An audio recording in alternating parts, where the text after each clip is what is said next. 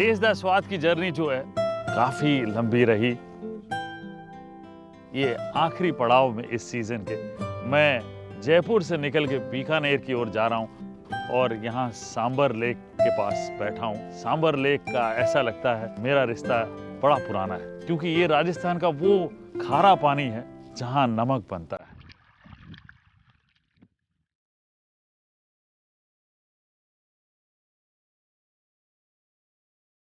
यहाँ से बढ़ के मैं आगे निकलूंगा बीकानेर में।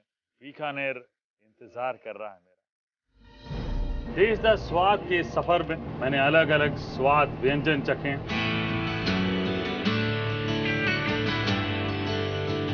देश दा स्वाद एक इंटरेस्टिंग स्वाद का सफर है जो मेरी यादों में हमेशा के लिए बसा रहेगा। बीकानेर मैं आ रहा हूँ।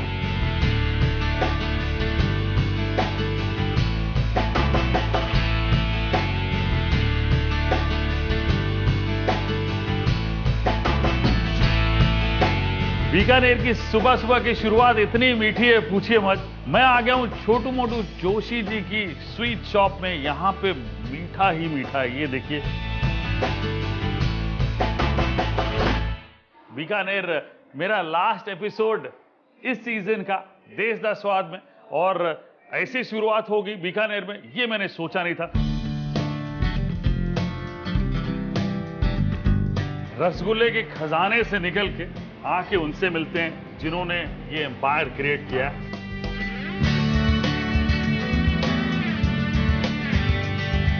सर नमस्कार, देश दा स्वाद में स्वागत है सर। सर आपका ये एम्पायर देख रहा हूँ, रसगुल्ले रसगुल्ले, इतनी मिठास कैसे बांटते हैं आप? ये तो बीकानेर का परंपरा है। अच्छा। हाँ, मिठास ही मिठास है। अच्छा। आदमी में देख लो, चाहे खाने पीने में देख लो, चाहे रसगुल्ले में देख सर लो। तो ये रसगुल्ले, सर ये सिलसिला कब से शुरू हुआ आपके यहाँ? तकरीबन 70-80 साल से शुरू हुआ है यहाँ पे। अच्छा, अब प्रोसेस क्या है सर? मैं देख रहा हूँ लोग बनाए जा रहे रसगुल्ले।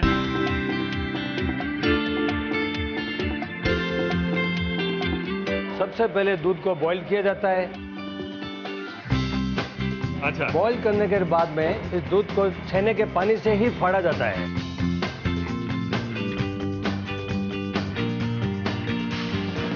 उसके बाद में उसको प्रेस करके छेने को इकट्ठा कर लिया जाता है और पानी को नीचे छोड़ दिया जाता है। अच्छा, वो पत्थर रखा हुआ आपने, पत्थर मतलब रखा है, आपको उससे- पता है हाँ, उससे वजन प्रेस- जो है फिक्स है वो। तो सर एक अंदाजा, ये तो दूध के खान खत्म किए जा रहे, कितना दूध यूज कर लेते हैं आप? ये तो सैकड़ों की तादाद में, सैकड़ों किलो लगता है रोज। सैकड़ों लीटर मतलब? हाँ, आते रहता है, आपको आता काम रहता करते है, बनता रहता है। छेना प्रेस होने के बाद में जी। यहाँ से इसको रबिंग के लिए लाते हैं, मसलते इसलिए हैं कि ये बाद में चीनी में बनाते समय बिखर नहीं पकना जावे। है। अच्छा, इसलिए इसको मसला जाता है अच्छा। और इसका जो भी पानी रहता है उसको भी झाड़ लिया जाता है।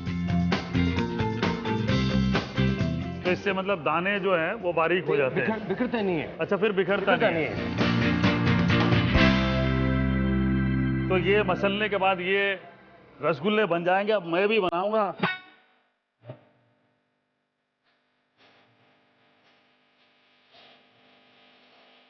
रसगुल्ला बनाने की जो टेक्निक है वो छेना फाड़ने पे होती है और छेना में से कितना मॉइस्चर निकालना है उस पे होती है। सर बन रहे हैं ठीक एकदम? एकदम ठीक है। आप बिल्कुल सही जा रहा हूँ। बना रहे हैं। अरे जैसे भी आप, मुझे लग रहा है आपका अनुभव काम कर रहा है ना।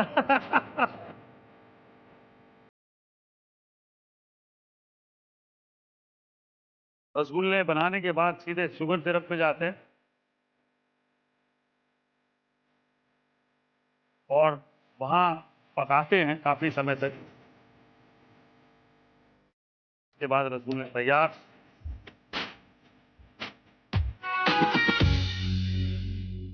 अच्छा, ये नमकीन का सेक्शन आ गया पूरा।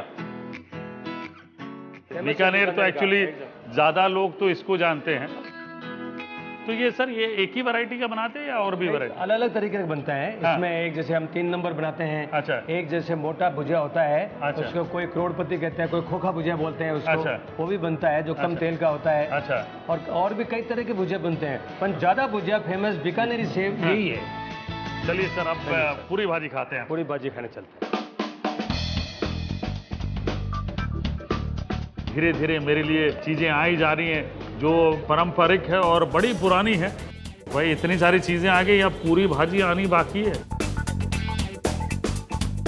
सर ये आ गई पूरी और सब्जी। सर ये कौन सी सब्जी है और ये कौन सी सब्जी है? ये आलू की सब्जी है जी। और ये सर दाना मेथी की सब्जी है। शुरू कर लेता हूँ। बड़ा अचारी सा टेस्ट सारी सा टेस्ट है थोड़ा। इसमें कैरी डाली जाती है ना थोड़ी। अच्छा, कैरी डाली जाती है। बहुत टेस्टी है। जो मेथी और कैरी की सब्जी लगी वो इतनी इंटरेस्टिंग लगी है, पूछिए मत। स्वादिष्ट है, थोड़ा सा कड़वापन है, लेकिन अच्छी चीज़ों में थोड़ा सा कड़वापन होता है। बहुत ही मज़ेदार। और ये मावे का केसर पेठा। केसर पेठा, ये मावे का बनता है। मावे का बहुत मज़ेदार। और ये ओहो, क्या बात है। एक इंसान ये पूरा खाया था होगा सर? बीकानेर के आदमी खा लेते हैं। बीकानेर का खा लेते हैं। इसका टेस्ट है, चने में टेस्ट आता है। ये तय करना मुश्किल अच्छा है कि ये अच्छा है, ये अच्छा है, ये अच्छा है।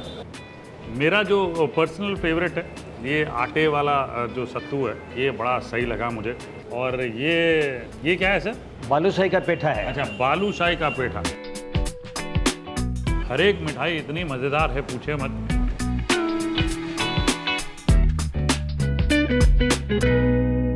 छोटू मोटू जोशी जी की फैक्ट्री देख ली, खाना खा लिया रेस्टोरेंट में बैठ के, बढ़िया जो इनका पीछे डाइनिंग एरिया।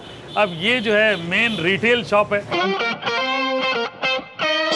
जहाँ से मिठाइयाँ बिकती है, फरसान बिकता है। अब मैं देश दे स्वाद द्वारा आपको ये छोटा सा टोकन ऑफ अप्रिसिएशन दे रहा हूँ, क्योंकि आप इतना बढ़िया खाना बना रहे हैं। हमारा इतना ये मान बढ़ाया है, Thank you, इससे sir. मैं आपका बहुत ही शुक्रगुजार हूँ।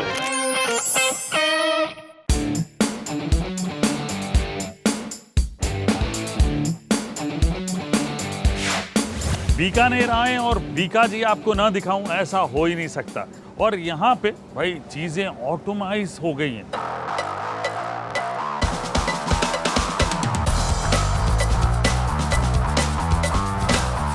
मैं आपको भरत जी से मिलवाना चाहता हूँ, जो कि बीका जी की फैक्ट्री संभालते हैं और अंदर चल के ये मुझे बताएंगे कि सेब ऑटोमाइजेशन में कैसे बनता है। तो चलिए मिल के देखते हैं। आइए भरत जी। तो ये बेसन पीसा जा रहा है सर? तो फ्रेश चने से बेसन पीसते हैं आप लोग, और इसके बाद क्या करते हैं सर? मिक्स करते हैं, मसाले में मिक्स करते हैं।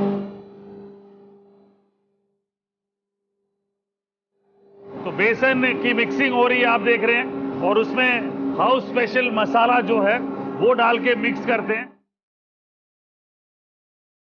उसके बाद फ्रायर्स में ऑटोमाइज तरीके से फ्राई होता है। तो यहाँ फ्राई हो रहा है, आगे बीच में चेंबर पे हवा से ड्राई होता है, तेल एक्सेस निकल जाता है। सेब के लंबे लंबे लच्छे यहाँ से गिर रहे हैं, और उसके बाद इस ब्लेंडर में ब्लेंड होते हैं, यानी कि यूनिफॉर्म साइज पे सेब टूटता है, और फिर पूरा सामान निकल के पैकिंग के लिए चले जाता है। तो सर डेली का कितना बन जाता है ये सेब? 30 से 40 टन के बीच। डेली का 40 टन के आसपास। तो सेब की लार्जेस्ट प्रोड्यूसिंग फैक्ट्री है ये। इतना सेब मैंने अपनी लाइफ में पहली बार देखा है बनते हुए। बचपन में एक चीज बहुत खाई है मैंने, सोम पापड़ी। और इतना मेहनत का काम है, पूछिए मत। एक जगह शक्कर पहले बनती है, फिर शक्कर को पुल्ड शुगर खींचा जाता है, और कुछ लोग मिलके वहां बाहर खींचते हैं, और उसके बाद उसमें बेसन, मैदा और घी डाल के मिलाते हैं, और फिर इतना खींचते हैं कि ऐसा लगता है मानो बारीक बारीक थ्रेड्स निकल गए अलग अलग। तब जाके सोन पापड़ी बिल्कुल सॉफ्ट होती है, और थ्रेड्स बनने के बाद यहाँ पे आता है, और उसके बाद इस तरह से ट्रे में सजाते हैं, और ट्रे में सेट होने के बाद एक प्रेसर में लिया जाता है।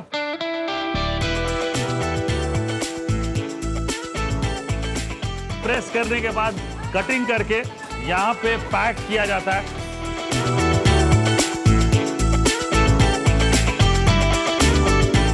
मैं सोच रहा हूँ एक पीस ले लेता हूँ यहाँ से। ताज़ा सोम पापड़ी खाने का मज़ा ही कुछ और है। बचपन में क्या कहते थे हम इसे? एक तो बुड्ढी के बाल भी कहते थे इसे। बहुत मज़ेदार है। अब यहाँ से निकल के आगे बढ़ते हैं और चलते हैं एक और स्टॉप पे।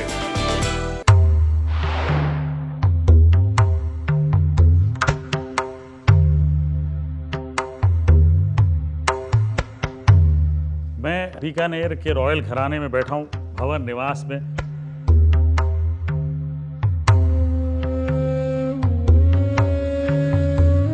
और ये सुंदर दृश्य देख रहे हैं आप, बहुत ही रॉयल फीलिंग आ रही है मुझ में भी।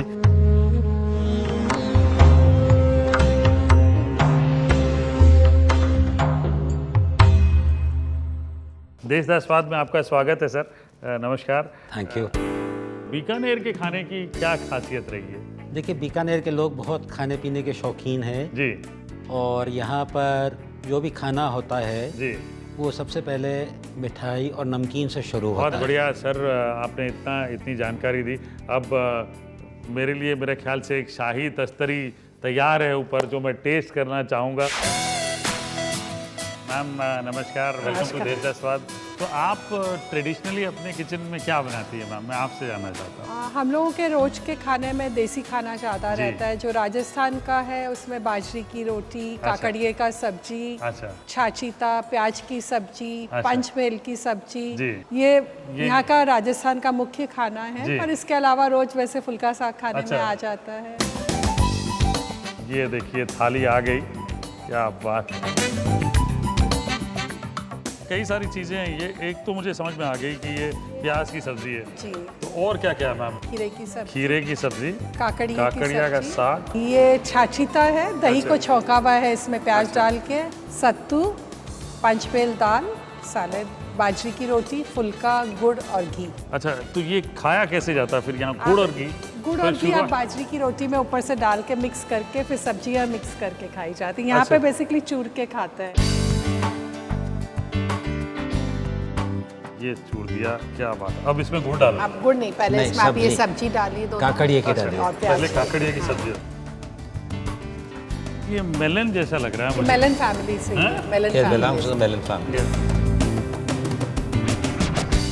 खीरे की सब्जी इतनी सिंपल है, वो बहुत स्वादिष्ट है। इसमें प्याज लहसुन कुछ वगैरह नहीं नहीं है, है। हम लोगों के रोज के खाने में प्याज लहसुन नहीं होता है। ये भी देख रहा हूँ काफ़ी देर से। ये क्या है मैम? ये इसको सत्तू बोलते अच्छा। हैं। ये सावन के महीने में अच्छा। बनाते हैं। और ये बेसन का है? हाँ, इसमें चने की दाल का अच्छा, आटा जी। है, चीनी और घी। तो बोलते हैं सावन में ये बहुत फायदा करता अच्छा। है। तो सभी घरों में यहाँ बीकानेर में सावन में बनता ही है ये। And then I have the panchmel दाल।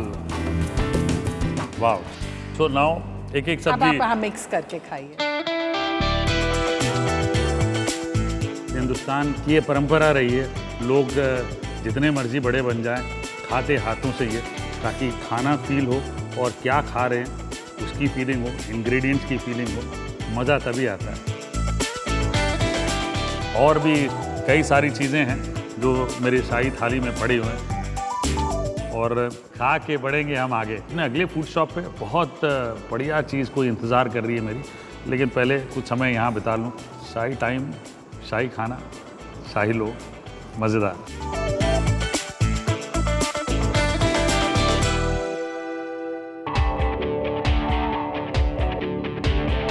देश दा स्वाद में मेरा ये आखिरी पड़ाव। मैं हूं बीकानेर में और क्या ये मेरी आखिरी 13वीं रेसिपी होगी?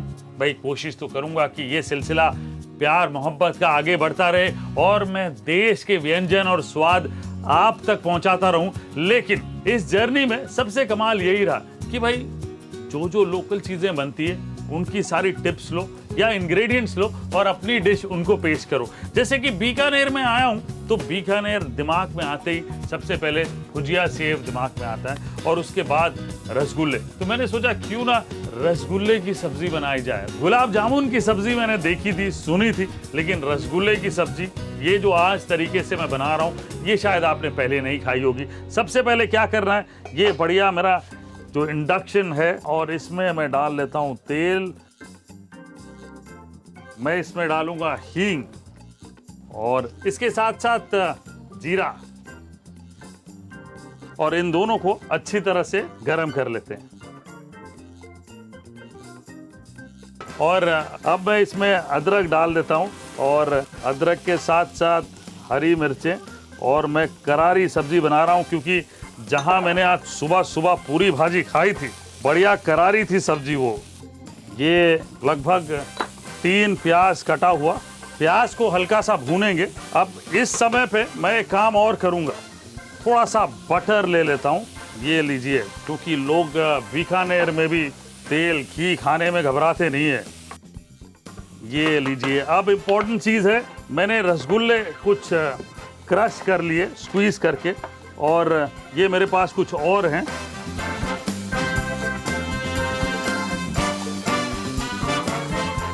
तो ये प्याज भून लिए और इसमें मैं डाल लेता हूँ टमाटर। अगर 3 प्याज डालें तो लगभग 3 टमाटर ही काट के डालें। और इसमें अब बाकी मसाले डाल लेते हैं। अब इसमें हल्दी ये आधा छोटा चम्मच डाल ली, गरम मसाला 1 छोटा चम्मच, और लाल मिर्च पाउडर ये 1 छोटा चम्मच, और साथ ही साथ थोड़ी सी खटास के लिए मैं आमचूर यूज़ कर लेता हूँ, ये भी 1 छोटा चम्मच डाल लेता हूँ। ये बढ़िया स्प्रिंकलर से मैं नमक डाल लेता हूँ, और ब्लैक पेपर बस। तो चलिए अब बढ़िया ये रसगुल्ले जो हैं ये इसमें डाल लेते हैं। पूरा स्क्वीज करिएगा और उसके बाद ये भुर्जी बनाइएगा। और थोड़ी सी मिठास इसमें रहेगी। और एक काम कर लेता हूँ, ये दूध इसमें डाल लेते हैं। ये लीजिए, दूध डालने से इसमें सॉफ्टनेस आ जाएगी और बढ़िया मज़ेदार हो जाएगा। तो इसको अब धीरे धीरे पकने देते हैं ताकि ऑलमोस्ट ड्राई हो जाए। तब तक ये काम करते हैं, कई लोग मेरे साथ आए हैं यहाँ पे और कुछ लोगों से बातें भी करते हैं और नीचे चले आते हैं और नीचे चल के बातें करेंगे जब तक ये डिश कंप्लीट हो जाएगी। तो बहुत बढ़िया माहौल बना हुआ है, देश विदेश से लोग यहाँ पे ठहरे हुए हैं। मैम, आप घर पे खाना बनाते हैं? क्या बनाते हैं वैसे? मोस्टली सब वेजिटेबल्स। अच्छा, मोस्टली। लेकिन आज मैंने आपको बताऊं, मैंने एक खीरे की सब्जी खाई, मुझे बड़ी एक्साइटिंग लगी। कुछ ऐसा आप सेव वगैरह से बनाते हैं? यहाँ तो सेव भी बहुत होता है। सेव भी डाल के। अच्छा, तो कौन सी सेव के साथ कौन सी सब्जी बढ़िया बना लेते हैं? सेव के साथ तो अनियन और टमाटो। देखिए, यहाँ पे भी लोग सेव और टमाटर की सब्जी बनाते हैं, गुजरात में भी बनाते हैं सेव और टमाटर की सब्जी। मेरी ये डिश ऑलमोस्ट कंप्लीट है। फाइनली इसमें मैं ढेर सारा धनिया भी डालूंगा। तो ये भुर्जी तैयार है। अब मैं एक काम करता हूँ,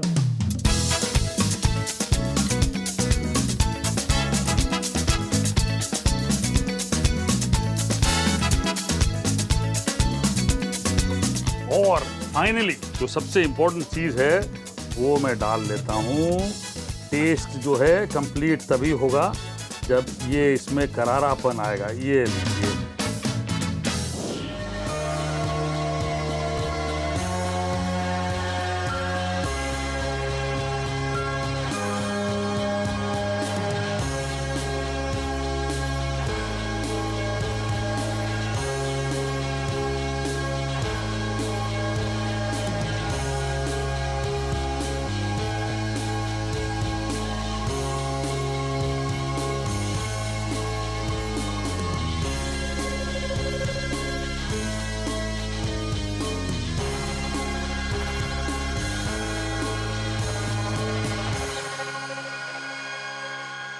ये मैं लिए चलता हूँ नीचे। ये लीजिए, लेके आ गया हूँ आप सभी लोगों के लिए। This one is for you.